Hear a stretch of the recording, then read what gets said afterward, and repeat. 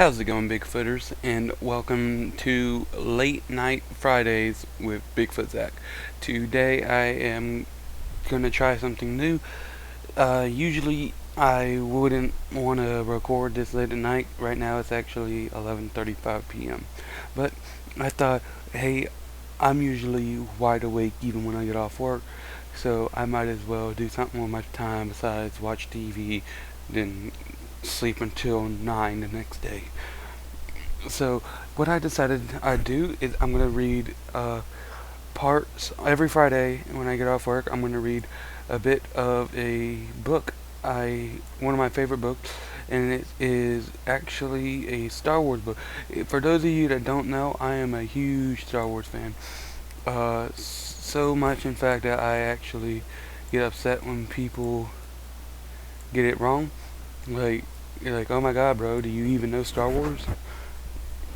But anyway, today we are going to be reading a little bit of the prologue from Star Wars, the Darth Bane Path to Destruction. It's by Drew Karpyshyn, and if you want to read more of it, then go and check the book out from your local library, or go and purchase it off of eBay or something. I don't know. But as for me, I'm just going to read the prologue and maybe a little bit of part one. Anyway, so please just get your popcorn ready and get settled in, and let's begin. Prologue. In the last days of the Old Republic, the Sith followers of the Force's dark side and ancient enemies of the Jedi Order numbered only two, one master and one apprentice. Yet it was not always so. 1,000 years before the Republic's collapse and Emperor Palpatine's rise to power, the Sith were legion. Lord Khan, Sith Master and founder of the Brotherhood of Darkness, strode through the gore of the battlefield, a tall shadow in the night's gloom. Thousands of Republic troops and nearly 100 Jedi had given their life trying to defend this world against his army, and they had lost. He relished their suffering and despair. Even now he could sense it rising up like the stench from the broken corpse. Even now he could sense it rising up like the stench from the broken corpses scattered about the valley. In the distance, a storm was brewing. As each flash of lightning illuminated the sky, Korriban's great Sith temple was momentarily visible in the distance, a stark silhouette towering over the barren horizon. A pair of figures waited in the center of the slaughter, one human and the other Twi'lek. He recognized them despite the darkness, Cordus and Copex, two of the more powerful Sith Lords. Once they had been bitter rivals, but now they served together in Khan's Brotherhood. He approached them quickly, smiling. Cordus, tall and so lean as to appear almost skeletal, smiled back. "This is a great victory, Lord Khan. It has been far too long since the Sith have had an academy on Korriban. I sense you are eager to begin training the new apprentices here," Khan replied. "I expect you will provide me with many more powerful and loyal Sith adepts and masters in the coming year." "Provide you?" Copex asked pointedly. "Don't you mean provide us? Are we not all a part of the Brotherhood of Darkness?" His question was met with an easy laugh. "Of course, Copex. A mere slip of the tongue. Copex refuses to celebrate in our victory," Cordus noted. "He has been like this all night." Khan clasped a hand on the hefty Twi'lek's shoulder. "This is a great victory for us," he said. "Korriban is more than just another world. It is a symbol, the birthplace of the Sith. This victory sends a message to the Republic and the Jedi. Now they will truly know and fear the Brotherhood." Copex shrugged free of Khan's hand and turned away with a flick of the tips of the long leku wound around his neck. "Celebrate if you wish," he called over his shoulder as he walked away. "But the real war has only just begun." Part 1. 3 years later. Chapter 1. Dessa was lost in the suffering of his job, barely even aware of his surroundings. His arms ached from the endless pounding of the hydraulic jack. Small bits of rock slipped off the cavern wall as he bored through, ricocheting off his protective goggles and stinging his exposed face and hands. Clouds of atomized dust filled the air, obscuring his vision, and the screeching whine of the jack filled the cavern, drowning out all other sounds as it burrowed centimeter by agonizing centimeter into the thick vein of cortosis woven into the rock before him. Impervious to both heat and energy, cortosis was prized in the construction of armor and shielding by both commercial and military interests, especially with the galaxy at war. Highly resistant to blaster bolts, cortosis alloys supposedly could withstand even the blade of a lightsaber. Unfortunately, the very properties that made it so valuable also made it extremely difficult to mine. Plasma torches were virtually useless. It would take days to burn even a small section of cortosis-laced rock. The only effective ways was to mine it. To mine it was through the brute force of hydraulic jacks, pounding relentlessly away at vein, chipping the cortosis free bit by bit. Cortosis was one of the hardest materials in the galaxy. The force of the pounding quickly wore down the head of the jack, blunting it until it became almost useless. The dust clogged the hydraulic pistons, making them jam. Mining cortosis was hard on the equipment, and even harder on the miners. Dess had been hammering away for nearly 6 standard hours. The jack weighed more than 30 kilos, and the strain of keeping it raised and pressed against the rock face was taking its toll. His arms were trembling from the exertion. His lungs were gasping for air and choking on the clouds of fine mineral dust thrown up from the jack's head. Even his teeth hurt. The rattling vibration felt as if it were shaking them loose from his gums. But the miners on cortosis were paid based on how much cortosis. The miners on Apatros were paid on how much cortosis they brought back. If he quit now, another miner would jump in and start working in the vein, taking a share of the profits. Destined like the share. The whine of the jack's motor took on a higher pitch, becoming a keening wail. I'm a bit dyslexic, and I just lost where I was.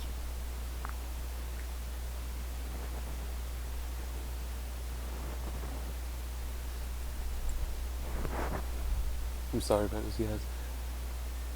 Dust had been hammering away for nearly 6 standard hours. The jack weighed more than 30 kilos, and the strain of keeping it raised and pressed against the rock face was taking its toll. His arms were trembling from the exertions.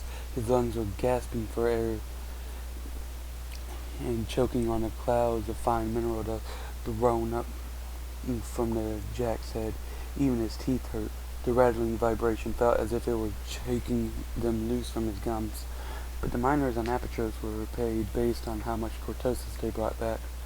If he quit now, another miner would jump in and start working the vein, taking a share of the profits. Dess didn't like to share. The whine of the jack's motor took on a higher pitch, becoming a keening wail Dess was all too familiar with. At 20,000 RPM, the motor sucked in dust like a thirsty bantha sucking up water after a long desert crossing. The only way to combat it was by regular cleaning and servicing, and the Outer Rim Ore Works Company preferred to buy cheap equipment and replace it rather than sinking credits into maintenance. Dess knew exactly what was going to happen next, and a second later it did. The motor blew. The hydraulics seized with a horrible crunch, and a cloud of black smoke spit out the rear of the jack. Cursing ORO and his corporate policies, Des released his cramped fingers from the trigger and tossed a spent piece of equipment to the floor. "Move aside, kid," a voice said. Gerd, One of the other miners stepped up and tried to shoulder Death out of the way so he could work at the vein with his own jack. Gerd had been working the mine for nearly 20 standard years, and he had turned his body into a mass of hard, knotted muscle. But Des had been working the mines for 10 years himself, ever since he was a teenager, and he was just as solid as the older man, and a little bigger. He didn't budge. "I'm not done here," he said. "Jack died. That's all. Hand me yours and I'll keep at it for a while." "You know the rules, kid. You stop working and someone else is allowed to move in."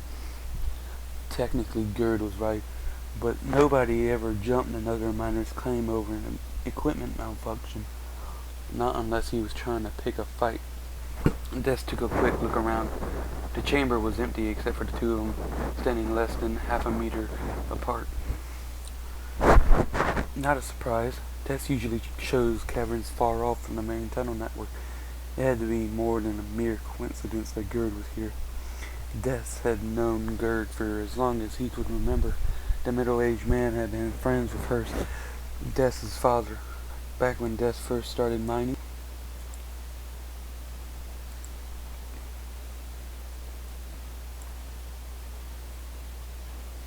I'm sorry. Back when Des first started working the mines at 13, he had taken a lot of abuse from the bigger miners. His father had been the worst tormentor, but Gerd had been one of the main instigators, dishing out far more than his fair share of teasing, insults, and the occasional scuff on the ear. The harassments had ended shortly after Des's father died of a massive heart attack. It wasn't because the miners felt sorry for the orphan young man, though. By the time Hurst died, the tall, skinny teenager they loved to bully had become a mountain of muscle with heavy hands and a fierce temper. Mining was a tough job. It was the closest thing to hard labor outside a Republic prison colony. Whoever worked the mines on Apatros got big and bloody. Whoever worked the mines on Apatros got big and bloody, and Des just happened to become the biggest of them all. Half a dozen black eyes, countless bloody noses, and one broken jaw in the space of a month was all it took for Hurst's old friends to decide they'd be happier they left Des alone. Yet it was almost as if they blamed him for Hurst's death, and every few months one of them tried again. Gerd had always been smart enough to keep his distance. Until now. "I don't see any of your friends here with you, old man," Des said, "so back off my claim, and nobody gets hurt." Gerd spat on the ground at Des's feet. "You don't even know what day it is, do you, boy? Criffing disgrace is what you are." They were standing close enough to each other that Des could smell the sour Corellian whiskey on Gerd's breath. The man was drunk enough to come looking for a fight, but still sober enough to hold his own.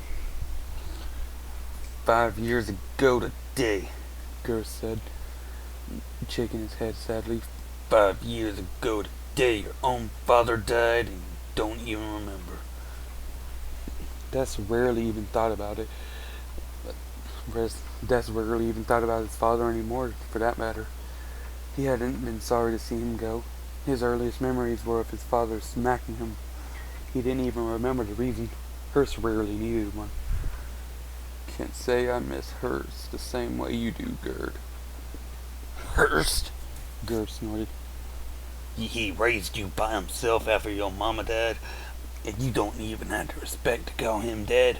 You ungrateful son of a calf hound."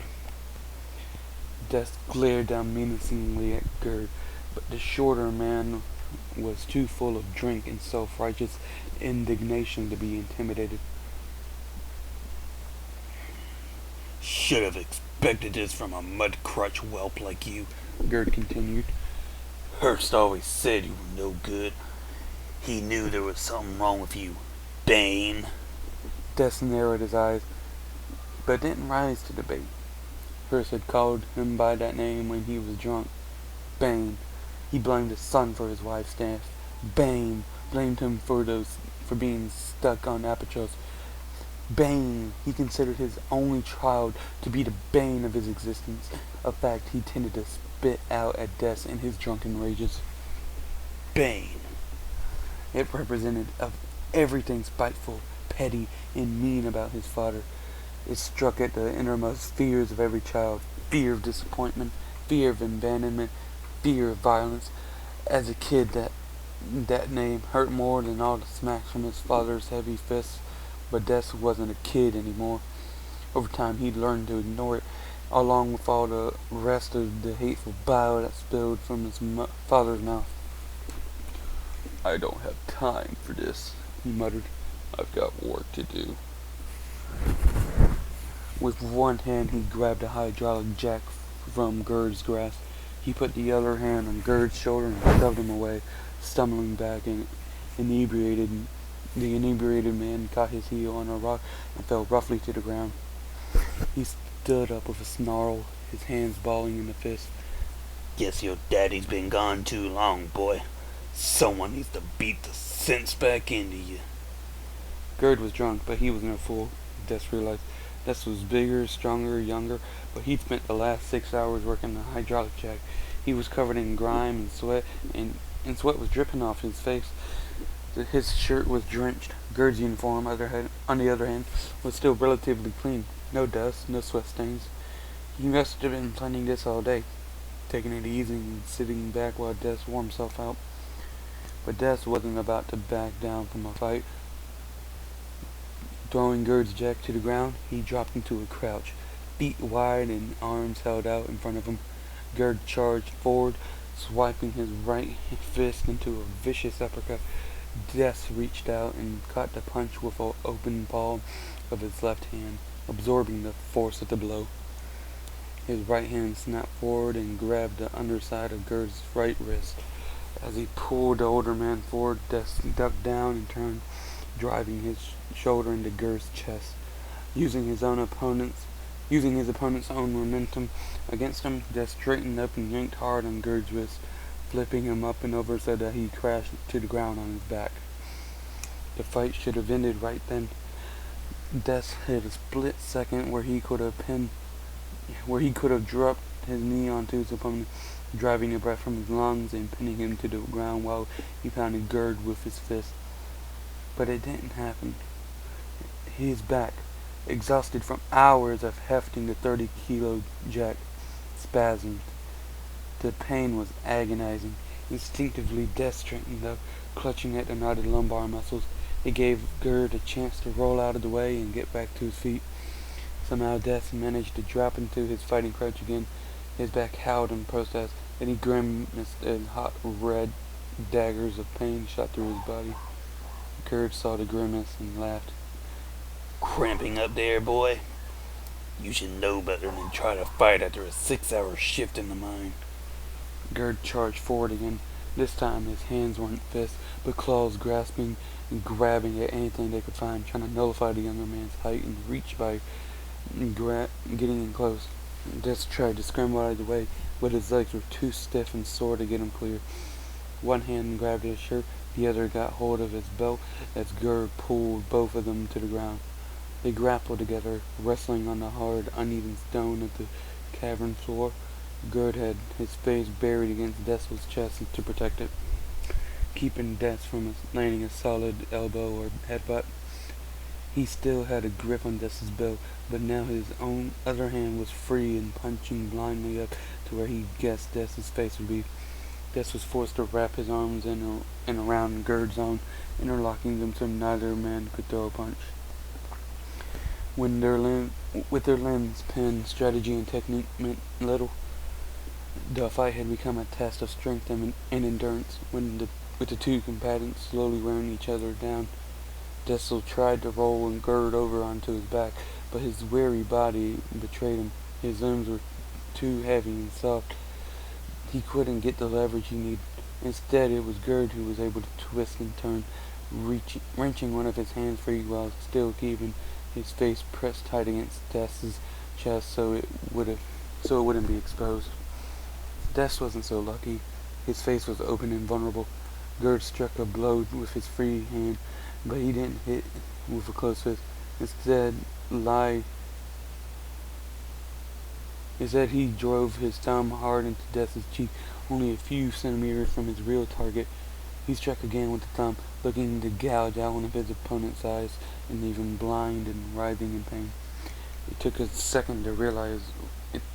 second to realize what was happening. His tired mind had become so slow and clumsy as his body. He turned his face away just as the second blow landed, the thumb jamming painfully into the cartilage of his upper ear. Dark rage exploded inside Death. A burst of fiery passion that burned away from exhaustion and fatigue. Suddenly his mind was clear, and his body felt strong and rejuvenated. He knew what was going to happen, what he was going to do next. More importantly, he knew with absolute certainty what Gerd would do next. He couldn't explain how he knew. Sometimes he could just anticipate an opponent's next move. Instinct, some might have said. Death felt it was something more. It was too detailed, too specific to be a simple instinct. It was more like a vision, a brief glimpse into the future, and whenever it happened, Death always knew what to do, as if something was guiding and directing his actions. When the next blow came, Death was more than ready for it. He could picture it perfectly in his mind. He knew exactly when it was coming and precisely where it would strike. This time he knew. He turned his head in the opposite direction, exposing his face to the incoming blow and opening his mouth. He bit down hard, his timing perfect. His teeth sank deep into the dirty flesh of Gerd's probing tongue. Gerd screamed as Death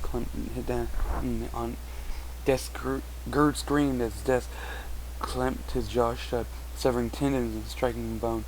He wondered if he could bite clean through, and then, as if the very thought made it happen, he severed Gerd's thumb. Alright guys, I'm going to end it there. I hope you enjoyed. If you did, please leave a like. And if you want more, then just let me know in the comment section below. And if you're new to the channel, just go ahead and leave a like, subscribe, and I hope you... There's not really much less to say. I'm tired, guys. It is 11:57 p.m. I think I'm just going to end this here and let it upload to YouTube while I hit the hay. So, thanks again for joining me, and keep chasing the mysteries of life. Bye.